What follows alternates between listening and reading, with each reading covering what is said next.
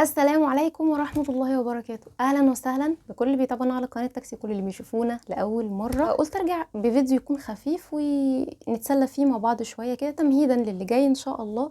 وقلت الفيديو ده يكون فيه دردشة نتكلم فيه مع بعض، وكمان يكون فيه شوية حاجات جبتها الفترة الاخيرة هوريها لكم، وكمان هقول لكم رأيي فيها المبدئي كده ايه هي. ويلا بينا نشوف اول حاجة الحاجات اللي انا جبتها.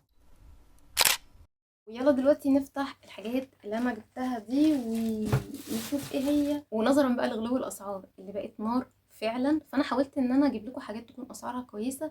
نقدر نقول انها في حاجات تحت ال100 جنيه، كتير شويه. طيب هتبقى ان شاء الله في حاجات تحت ال50 جنيه، كتير برضو. طيب هتكون في حاجات تحت ال30 جنيه، ومش هينفع يكون فيها اقل من كده عشان ما ينفعش ما ينفعش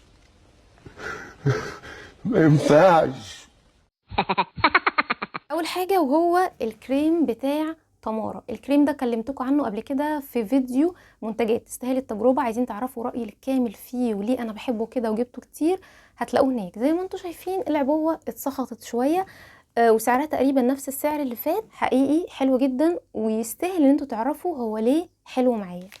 المناديل المبلله دي، المناديل دي انا عندي اصلا، بس انا ليه جبتها لان سعرها يا جماعه 2 جنيه. انتوا عارفين ان انتوا تلاقوا حاجه في الوقت ده ب2 جنيه، فدي حاجه بتحسسني انا بالخير وبفرح بيها. وجبت كمان الكريم بتاع فير اند لافلي.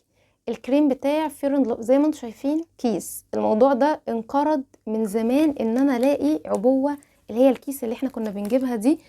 عندي على القناه هنا اتكلمت عنه باختصار وبكل حاجه مفيده ليه وليه انا بحبه. وزائد ان سعره كان تقريبا 3 جنيه او 3.5. خليني ما اوريكوش الحاجه اللي انا هوريها لكم بعد كده وندردش، يعني خلينا الدردشه مع المشتريات في النص.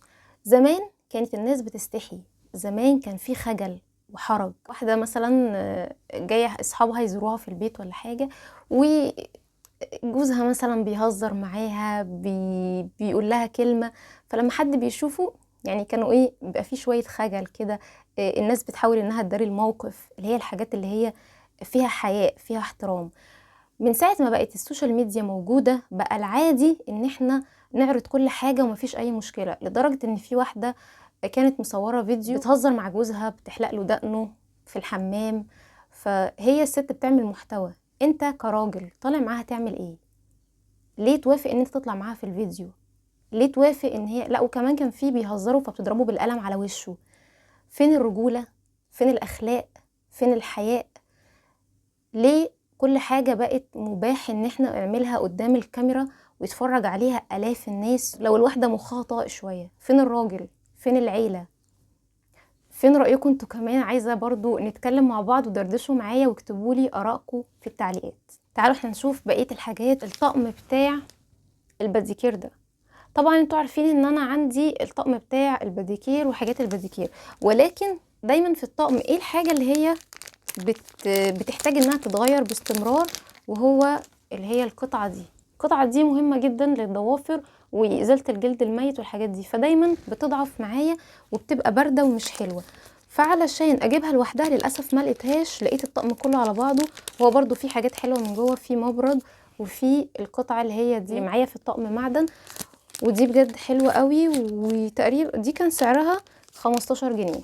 بصوا علبة الكريم دي، علبة كريم والله. بصوا يا جماعة قد ايه، بتاعت لونا.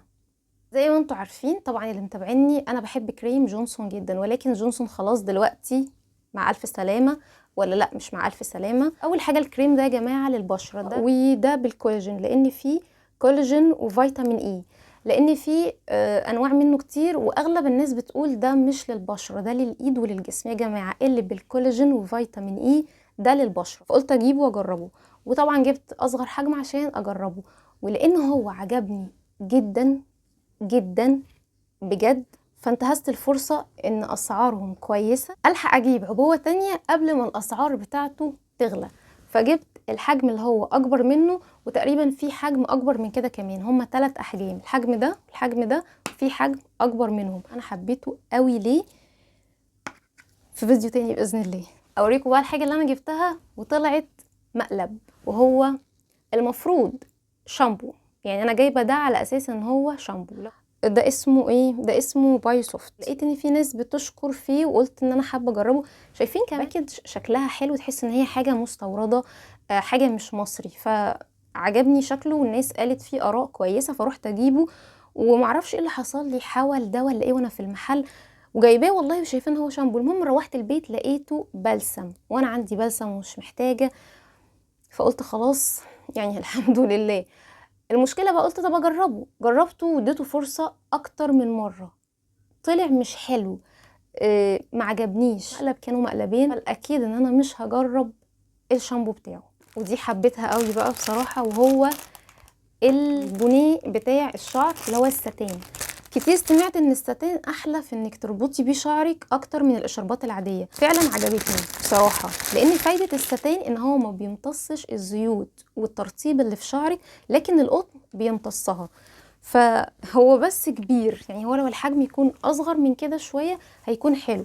فبجد هو ده من الحاجات اللي عجبتني. الستان حلو جدا، وكمان التوك الستان هو معاه التوكه بتاعته، التوك الستان برضو حلوه قوي انك تربطي بيها شعرك. نكمل احنا شويه في الدردشه بتاعتنا. اخلاق الناس ابتدت تروح في حته تانية، وفي حاجات كنا فاكرينها مش فاكرينها هي عيب وما بقتش، وحاجات في اصول، في حاجات كتير اتغيرت. المهم المصايب الكبيره بقت بتطلع، مشاعر الناس اتغيرت. بنت يوتيوبر، ما اظنش انها سيئة، ما اظنش انها حد مش كويس، لا، والدها اتوفى، والموضوع ده حصل من حوالي اسبوع او 2، وبعدها اطلع قدام الكاميرا واعمل فيديو وابتدي ان انا اهزر واضحك، وابتدي ان انا اتكلم عن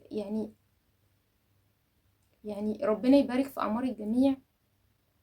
دي مصيبة كبيرة، والوالد مش هنقدر نتدخل في نوايا حد او الكلام ده كله، بس ان انا ماشي ده شغلي والكلام ده كله، بس شغلي ده انا اللي بتحكم فيه، فانا اقدر ان انا اوقفه. ازاي انا اطلع اعمل فيديو واضحك واهزر وبعدها اطلع اعمل تكرار فيديوهات لحاجات بقى بعرضها، حاجات فيها تهريج وحاجات فيها هزار وحاجات فيها ضحك؟ الاحزان، واسمها ربنا سماها مصيبة. ازاي مشاعرنا ابتدت تتحول وتنحدر بالشكل ده؟ دي حاجة من الحاجات اللي اثارت اشمئزازي واستغرابي، وحسيت ان في حاجة غلط. ده موضوع زي ده لازم يتعمل عليه دراسة نفسية. تعالوا نخرج من المواضيع دي شوية وشوف الحاجة اللي انا جبتها بعد كده، وهو الغسول بتاع فاتيكا. غسول فاتيكا ده كلمتكم عنه في منتجات تستاهل التجربة، هو وفاتيكا التاني اللي هو لونه بامبا. البامبا حبيته جدا في الشتاء، فاحنا دلوقتي ان شاء الله داخلين على الصيف. ده حلو جدا، جربت منه قبل كده الحجم الصغير وعجبني جدا، عشان كده رجعت ان انا اشتريه تاني. قد ايه الغسول ده جميل ومشي جدا مع بشرتي، رأيي الكامل فيه في الفيديو ده. وجبت كمان المرطب بتاع الشفايف ده، انا بصراحة من ساعة ما شفته كان نفسي ان انا اجيبه واجربه، لان هو تقريبا كوري، والحاجات الكورية انا جربتها قبل كده وكانت حلوة جدا جدا جدا وطبيعية ولطيفة جدا، وده حقيقي تحفة. هو بريحة الفراولة وانا مش بحب ريحة الفراولة قوي، ولكن ترطيبه خطير، ترطيبه حلو قوي، حبيتها قوي. وهو البالت بتاعه الهايلايتر دي، بصوا، واحلى حاجه فيها الدرجات بتاعتها، 4 درجات مختلفين. عجبتني قوي الدرجه بتاعتها دي، وبجد يعني البيجمنت بتاعها حلو قوي. وكده خلصنا الحاجات اللي كانت معايا. ولو انتي اول مره بتشوفي فيديوهات، عايزه اقولك هتلاقي هنا على القناه فيديوهات عن العنايه، اللبس، التنظيم واليوميات، وكمان عن نفسك. خدي جوله في القناه وان شاء الله تعجبك، وسلام.